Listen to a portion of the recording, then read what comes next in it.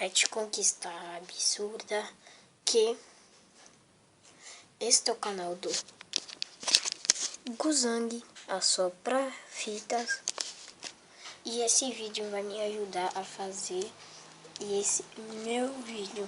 Então, 7 conquistas que você gostaria de fazer no games, tipo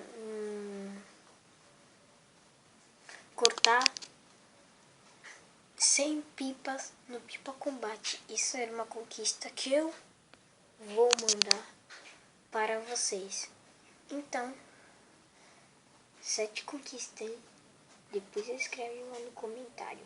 7 conquistas, escreve lá para ver se tu conseguiu cortar 100 pipas no pipa combate sem perder uma. E vamos lá e continuamos assistindo o vídeo do Guzang aqui. Inscreve no canal clicando nesse botão vermelho para não perder nenhum vídeo novo que sai toda terça e todo sábado. E vamos lá! Uou! No game da bolota de carne chamado Super Meat Boy, Super Pedaço de Carne, existe um achievement, uma conquista um tanto quanto absurda. Ela é chamada de Impossible Boy, o menino impossível. Você consegue esta conquista após terminar todo mundo do algodão doce, o Cotton Candy World, no modo Dark World, ou seja, no modo que é bem mais difícil que o modo normal, como se já não fosse difícil o suficiente, né? Jogo do capeta! Não pode morrer uma vez. Se você morrer uma vez, faleceu a conquista também. A proposta é bem tentadora, mas o único pedaço de carne que eu quero manter contato é com a carne moída. Capeta! Porque eu tô de boa nesse desafio. Muito obrigado.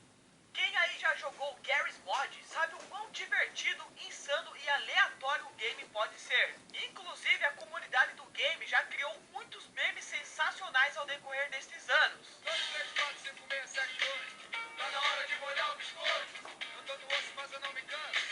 Tá na hora de afogar o canto. E alguns também Tá na hora de afogar meu pinto. Não posso te dar minha carteira, policial, disse o John Freeman. Meu pau. Por que não? Disse o policial Siri de cabeça. Meu peru. Porque você é zumbi Siri de cabeça. Que? No jogo existe uma Que conquista chamada porra é essa? Gary. Sim, eu sou o verdadeiro Gary. Pra conseguir, você precisa nada mais, nada menos do que jogar uma partida online com o Gary, o criador do game.